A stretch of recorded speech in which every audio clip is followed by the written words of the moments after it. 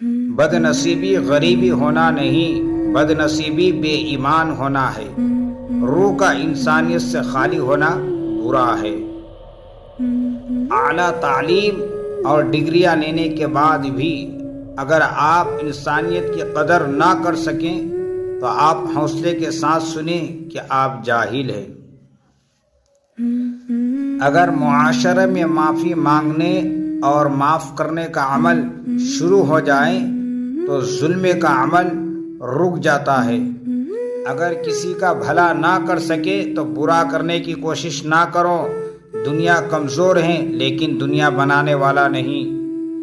اگر تو چاہتا ہے کہ اللہ بخش دے تو لوگوں کے ساتھ نیکی کر۔ گھڑی کے ٹک ٹک کو معمولی نہ سمجھو، یہ زندگی کے درختے پر کلہاڑی کے وار ہیں۔